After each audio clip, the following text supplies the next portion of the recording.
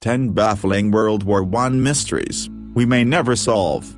Before the days of social media, history had to settle for being written by the winners. Which means some things have tended to hog the spotlight, while others fell through the cracks.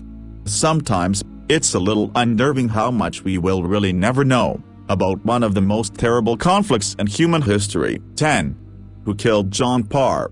Jon Parr was likely one of the first, if not the first, British citizen to be killed during World War I, but no one really knows what happened to him. The young man from London was just 14 when he signed up to fight, lying about his age to join the military. His first deployment was to northern France in 1914, where his unit was one of those tasked with stopping the German advance through Belgium. But by the time his comrades engaged the German troops, Parr was already missing. Yet the British military would continue to claim he was alive for several months, before belatedly recognizing his death in 1915. Parr was a member of the reconnaissance team, who rode bicycles through the war-torn countryside to deliver messages. During the build-up to the Battle of Mons, the first major British engagement of the war, one of his companions said that they ran into a German unit and Parr was killed, a story that was supported by an 8-year-old Belgian girl. His body was said to have been recovered and buried by the Germans, but military and war researchers say that the skirmish could not have happened as Parr's companion described it. The Germans were still well outside the area where the messengers would have been riding, and there are no records of the encounter in British or German files, diaries, or journals. That leaves open the possibility that the 14-year-old soldier was killed by friendly fire. Perhaps unfamiliar British and Belgian troops mistook each other for Germans, but the manner of his death will probably never be known for certain. Parr's distraught mother wrote letter after letter to the British military in an attempt to get some closure about her son's fate. It never came. The shooting was apparently witnessed by an 8-year-old Belgian girl. Andy Robert Shaw, a historian who traced the girl as an elderly woman, says she remembered Private Parr waving his comrade away when the two men were shot at. Parr was in a ditch, shooting down her road to the east to give his mate time to get back to base, he says. The first British soldier died, the woman said, after a German soldier ran through her garden to shoot him. But on that night, according to John Cooksey, there was no way the men could have encountered any enemy soldiers. Looking at all the documents, he says, it's more likely he was killed on the 23rd as the Battle of Mons. He adds that Jon Parr's burial by the Germans in Street Symphorien Cemetery, just 3 miles from where his battalion fought that day, backs this up. Given the battle claimed some 1,600 British casualties, this raises the prospect that Private Parr may not have been the first to fall. John Cooksey has studied troop movements and war diaries on both sides. He says if Parr was killed on the date on his headstone, it must either have been by a trigger-happy Belgian terrified of the German hordes, so-called friendly fire from a French cavalry patrol, or, worse, from his own side. The point where he is supposed to have been killed couldn't by any stretch of the imagination have been correct, the author and broadcaster says. On 21 August, according to the battalion war diary, Jon Parr's regiment was 11 miles south of the position it would take up to fight at Mons. German units did not cross the Mons-Caen Canal until the afternoon of 23 August. Position of 4th Battalion on August 21, 1914. There is no mention in any of the brigade or divisional diaries of any contact with the enemy, John Cooksey says. Nor is there any record of contact with the British in the Germans' diaries. And what a coup that would have been for that German soldier, he adds. No such record exists. Andy Robert Shaw acknowledges it could actually have been a Belgian, who unwittingly fired the shot that killed Parr. If you're Belgian, you've never seen a British soldier before, he explains.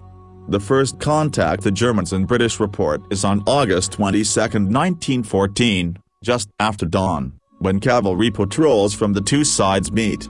And this, according to John Cooksey, is still another 2 miles north of where Parr is supposed to have been killed. Back in London, it is now January 1915, and distraught Alice Parr has heard nothing from those running the war. She received a letter from the captain of Jon's regiment. He informed me that my son Private Jon Parr has been missing from the regiment since August 23, 1914 and has not been heard of since. She wrote again to the records office. I should be very grateful for any information as to his whereabouts. There was nothing to indicate when Alice or her family were finally told Jon Parr would not be coming home. They didn't get any closure at all, says ex-policeman turned local historian Michael Crick. And even when they did learn months later that he was killed, they were never able to find out the circumstances. Official records refer to the late Private Parr almost a year after his death, on August 19, 1915, but shed no light on what actually happened to him. In truth, the mystery is probably never going to be solved, John Cooksey says. 9. The lost treasure of the Tsars. Lost Tsarist gold worth billions of pounds may have been discovered at the bottom of the world's deepest freshwater lake. In the past few days, the crew of a mini-submarine carrying out the mapping exercise in Lake Baikal spotted some shiny metal objects some 1,200 feet down in the murky depths. Legend has it that 1,600 tons of gold was lost when White Army Commander Admiral Alexander Kolchak's train derailed and plunged into the Siberian lake. Another version has it that troops retreating on foot and horse carriage across Baikal's icy surface froze to death as temperatures hit 60 C, -76 F, in the winter of 1919-20. When the spring thaw arrived, they and the sacks of imperial gold sank to the bottom of the massive lake. Last year, remnants of a train and ammunition boxes were found in the lake, but in recent days the Mitrust submersible made this new discovery 1,200 feet below the surface at Cape Tolstoy. Deep-sea vehicles found rectangular blocks with a metallic gleam, like gold, 400 meters below the surface, said one source. Moscow News reported the story with the headline, "Lost Gold of the Whites Found in Baikal." Explorers attempted to grab hold of the shiny objects with the mini-sub's manipulator arm but failed due to the loose gravel on the lake's floor. Sources say that the submariners know the exact spot and are planning a new mission to determine if they have found the gold, and if so to bring a sample to the surface. Last year, in Nekailova, the deputy director of the Fund for the Protection of Lake Baikal, one of the bodies funding the research, acknowledged that the submarines were exploring locations reputed to be linked to Kolchak's gold.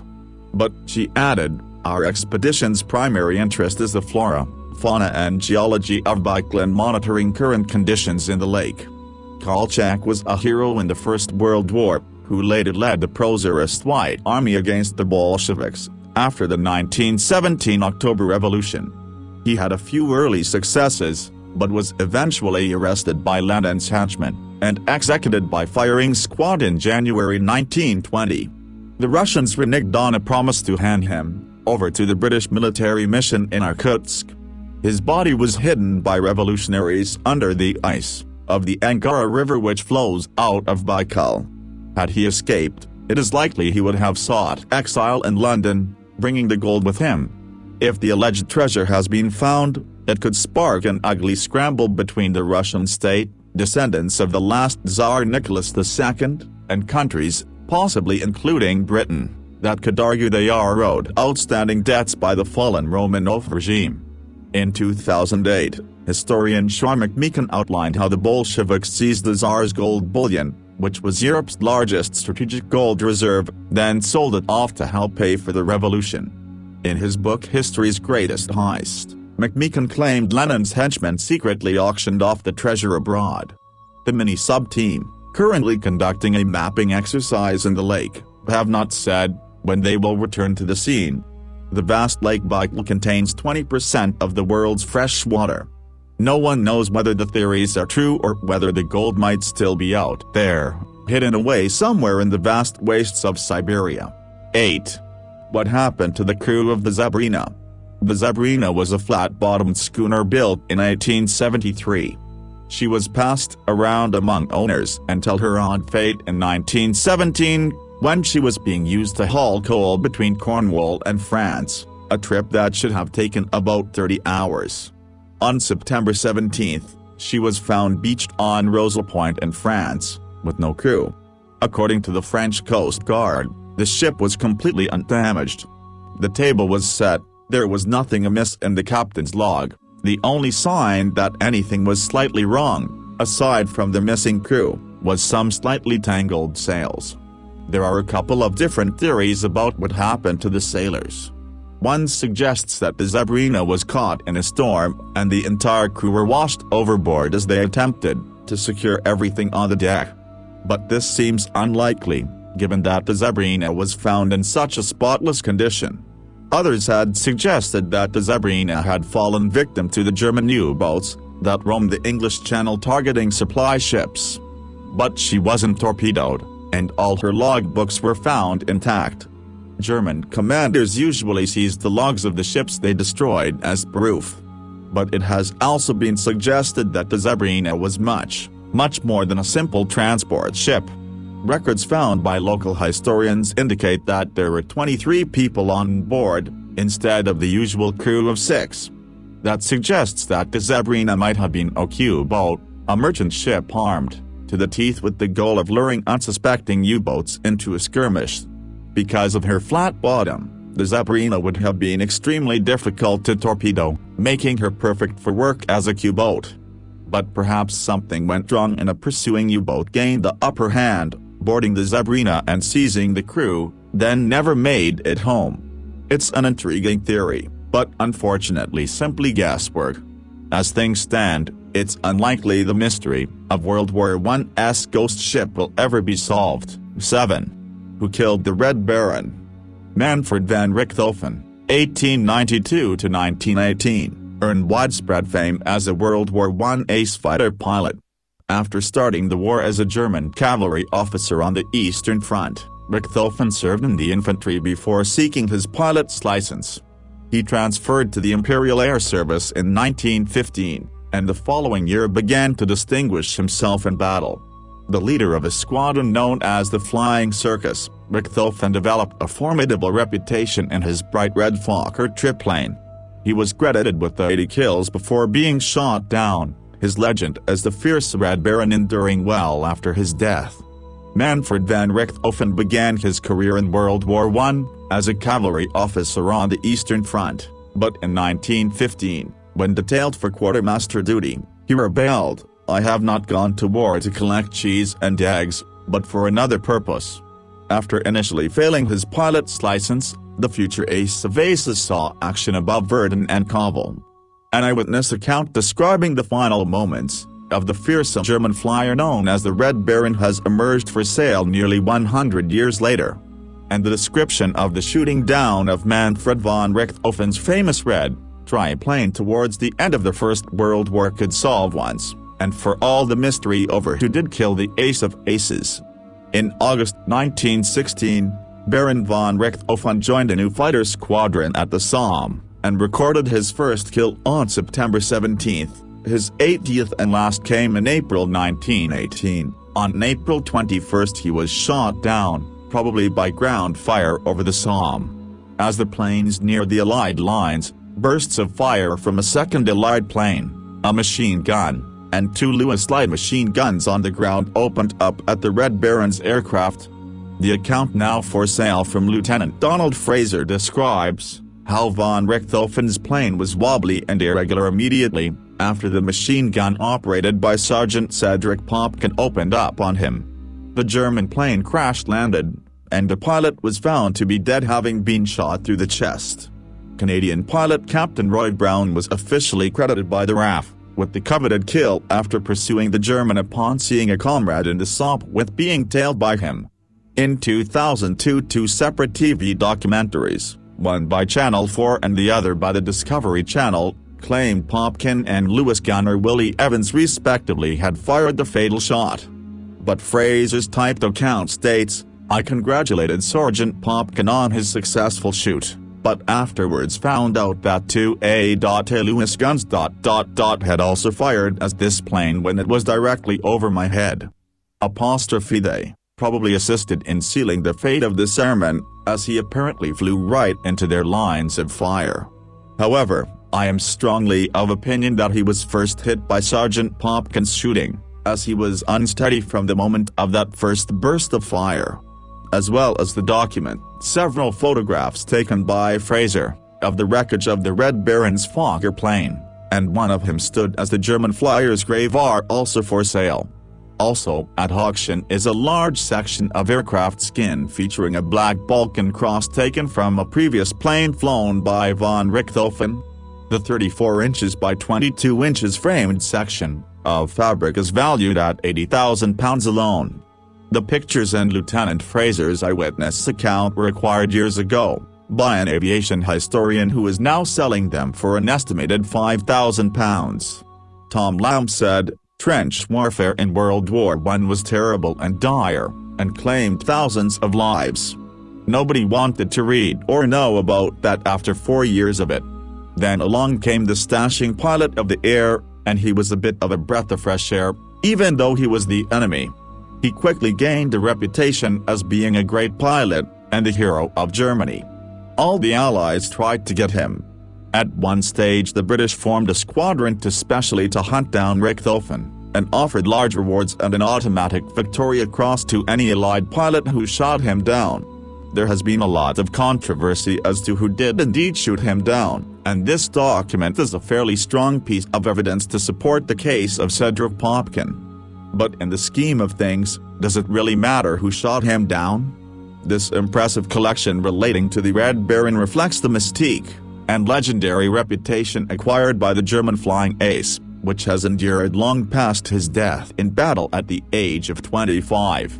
Mr. Lamb said that the piece of aircraft skin, that measures 34 inches by 22 inches, was a reciprocal gift from Van Richthofen's widow to a Colonel Kimbra Brown, who presented her with a copy of his 1964 book, Von Richthofen and the Flying Circus.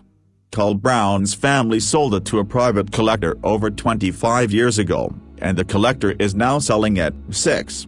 Who was the woman in the uniform? Fairly recently, a series of World War I photographs surfaced in northern France. Clearly private photos, several show a young lieutenant wearing a uniform from New Zealand. Another photo shows another New Zealander, a lieutenant in some of the photos, and later a captain, with the woman perched on his knee, the same person dressed in the lieutenant's uniform in the first photos. The building in the background is the Villa des Acacias in France, and the second man is Captain Albert Arthur Chapman, an Australian serving in the New Zealand Pioneer, Maule, Battalion. However, the woman has never been identified, and the pictures bring up some interesting questions. The first, of course, is who is she? Historians have speculated that she was a local French woman. The pictures suggest a romantic relationship, although Chapman returned home after the war alone, and unmarried, and the woman is clearly wearing a wedding ring. Alternatively, she may have been a friend, the wife of another soldier, or a family member. It was initially speculated that the uniform might belong to her, making her one of the first female officers in the military, but that's since been debunked. There were no women officers in the British or New Zealand armies during the war. Based on Chapman's appearance in the photos, and his progression through the ranks, he knew her for at least 2 years. Their affection for each other is clear. Are the photos lonely mementos of an ill-fated love story? Did she survive the war, or could she have been struck down by the terrible Spanish flu epidemic that followed it? Did she have a husband standing just outside the frame? Did Chapman's solitary return to New Zealand after the war mean heartbreak or tragedy? Records indicate that he apparently never married, making this an extremely intimate, personal look at the lives touched by the war. 5. Who was Nurse Margaret Moll? The previously unknown story of a compassionate WWI nurse, who cared for wounded Germans despite her own brother dying on the battlefields, has emerged for the first time. Little was known about Nurse Margaret Moll, until a battered suitcase containing her mementos was discovered at the back of a cupboard at the University of Alberta, in Dundee. Researchers have been able to piece together bits and pieces of her life from photographs, her diary, letters, nursing certificates and an article she had written for a newspaper. But academics at the university are at a loss to explain why the suitcase was hidden away in a cupboard at the university, especially since there is no record of her ever having been there. Researchers are now trying to find the missing links to piece together the full story. Inside the old case, there was an article Nurse Moll had written for a newspaper called The People's Journal, and an autograph book filled with sketches and thank you notes from German patients. According to the diary, she had reservations about treating enemy soldiers, as her brother had been killed in action in the spring 1917. Yet despite her misgivings, the kind-hearted nurse is known to have tended to injured German prisoners of war during her time at the Dartford War Hospital in Kent, as well as British soldiers at a hospital in Glasgow. Robin Ian, head of Abertay's Nursing and Counselling Division, is keen to hear from anyone who can shed more light on Nurse Moll. He said, "The contents of this suitcase are absolutely fascinating, but we know very little about the person who owned it. There's no record of her ever having been to Abertay, so how it came to be in our possession is a complete mystery. All we know about her is what we've been able to piece together from the things we found in her suitcase. It contains documents dating back to 1914, including her diary and an article she wrote for a newspaper called The People's Journal.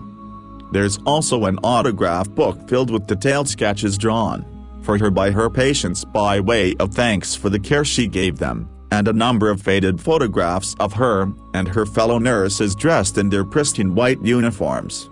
This is an important discovery, as very little is known about nursing during World War I, at the time a relatively new profession," Mr. Ryan said. "She was desperate to do her bit for the war effort.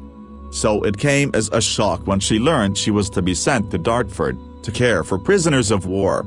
The fact that she managed to carry out her duties in spite of her misgivings, and that she did so in such a way that her patients went to the trouble of crafting gifts for her to show their appreciation, indicates that she was one of the best," he said.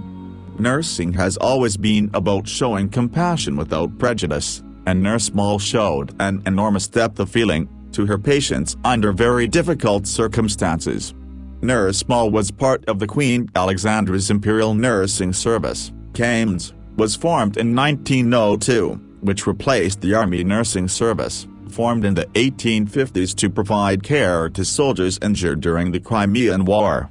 The nurse was born in Paisley in 1887. She went to East Public School and trained as a nurse at Mary Flats Hospital, now the Southern General Hospital in Glasgow, from 1914 to 1917. After the war she worked in the Shakespeare Hospital in Glasgow, before doing further training at the Greenock District Nursing Association in 1919. She was sent a letter of appreciation for her service from the Ministry of Defence when she finally retired after 52 years of service in 1969, aged 82. The university is now appealing for anyone with information on the heroic nurse to come forward.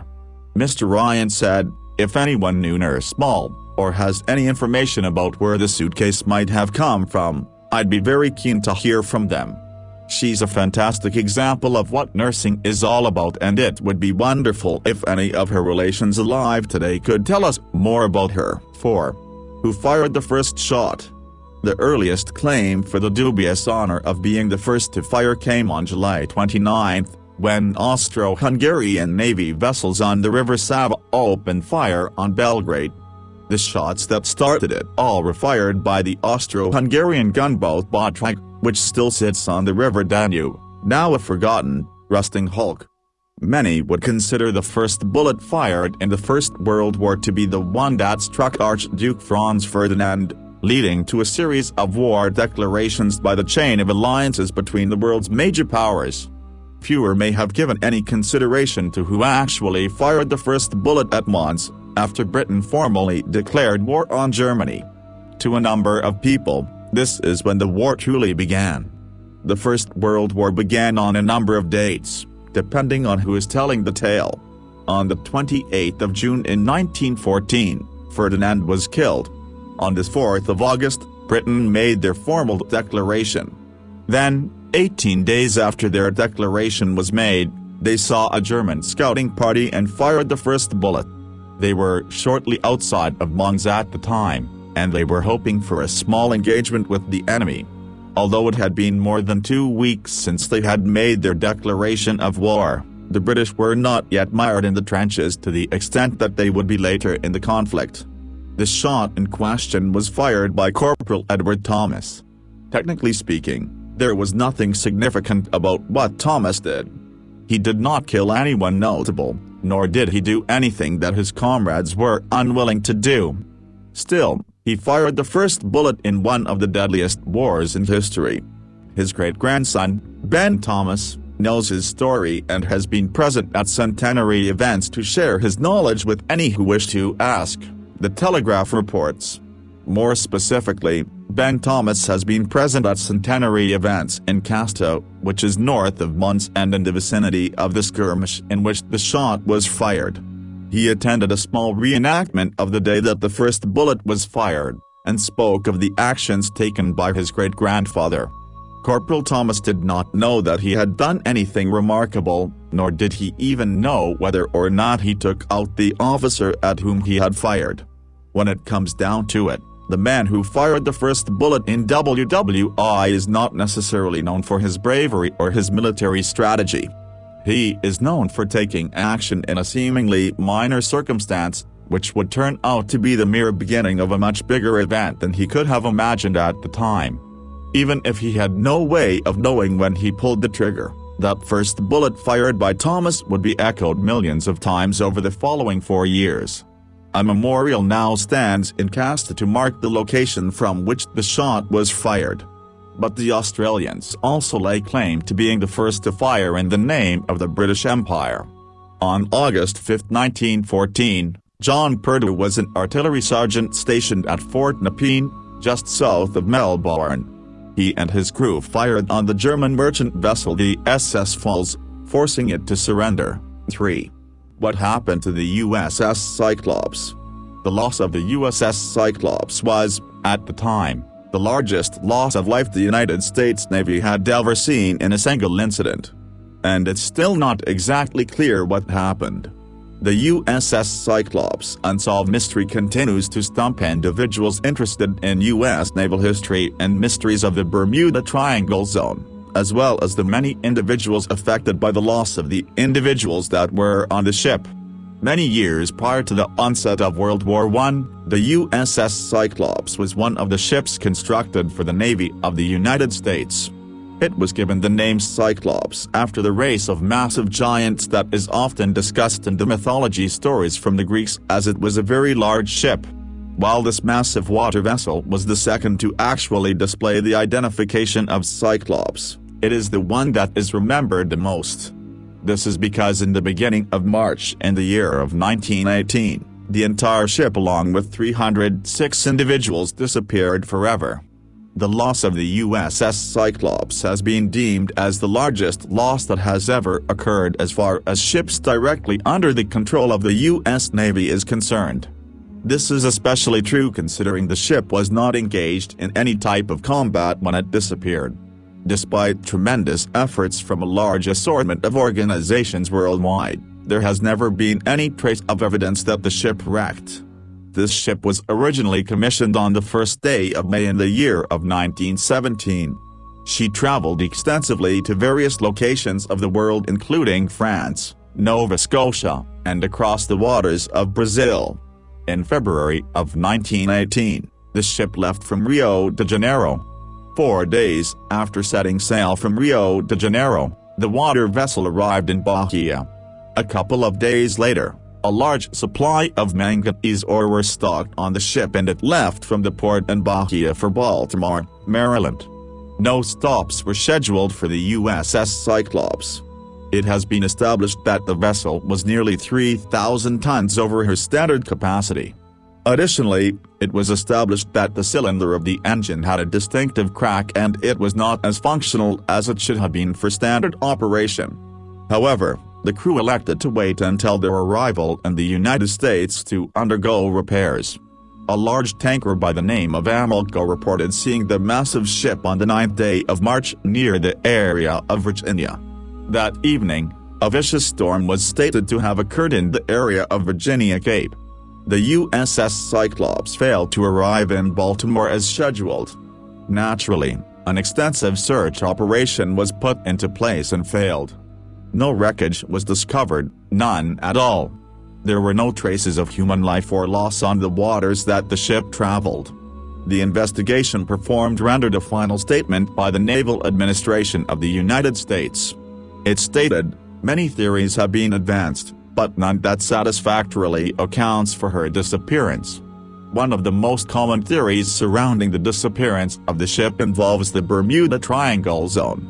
Many individuals claim that if the vessel was in danger in the area of the Bermuda Triangle, that the navigational crew would have contacted someone with a call of distress. Unfortunately, the year that this happened was 1918. Naturally, the communication systems on board ocean liners were not as technologically advanced of those we have today. Speculations state that the ship may have sunk due to being overloaded and malfunctions occurring with the engine. Others believe that the magnetic issues that are known to the Bermuda Triangle Zone may have resulted in the ship to travel on a course that was incorrect and something strange and unusual occurred. We may never solve this mystery, but two things are certain. The USS Cyclops disappeared without a trace and it was traveling across the mysterious Bermuda Triangle Zone. 2. Who was the artist J.M.? In a time before photojournalism was widespread, soldiers' artwork was one of the only true depictions of life on the front line. Recently, professors at the University of Victoria in Canada found an incredible book of World War I sketches, and they have no idea who created them. Aside from his amazing talent, little is known about the mysterious artist. The work is on the stationery of the Royal Regiment of Artillery and signed with the initials J.M. The artist was probably based in France and/or Belgium between 1917 and 1918. Some of the art is inscribed to his daughter, Adele. He survived the war, as one of the pieces is dated 1920. There are 2 books of sketches, done in pen and ink as well as in watercolor. They're a breathtakingly beautiful look at not only war, but into the mind of a soul trapped in the middle of it. Devils and skeletons dance around a king wearing a crown, terrified horses flee from dropping bombs and die from gas poured into the trenches. He illustrates towns destroyed by conflict, the eerie, peaceful images of graves, exhausted nurses, and smoking rubble. The university is still hopeful that they're going to find the mysterious, talented artist who created this very personal look into the horrors of war. 1. What happened to Bela Kiss? When Bela Kiss was called into service in 1914, the villagers he left behind thought of him as an incredibly intelligent, well-liked, friendly sort of fellow, who was known as being something of a ladies' man. Kiss lived in a small house in the Hungarian town of Santoka, and when his landlord heard a rumor that he had met with a tragic wartime fate abroad, he sadly went to clean out the house before putting it up for rent again. That was when he found the bodies. The metal drums Kiss had claimed to be stockpiling fuel and were actually full of the bodies of his victims, all women but for one, and all preserved in alcohol. Further investigation revealed that Kiss was luring women to him with promises of love and marriage, then murdering them for his own financial gain. He found many of his victims through ads placed in the Budapest newspapers. The lonely hearts ads weren't just looking for women, they were looking for women with a certain financial standing. And they came, including one woman who sold her successful dressmaking business before she met her end in one of Kiss's metal barrels. Kiss was still away at the front, and very much alive, when the bodies of his victims were discovered, and the fog of war allowed him to slip away.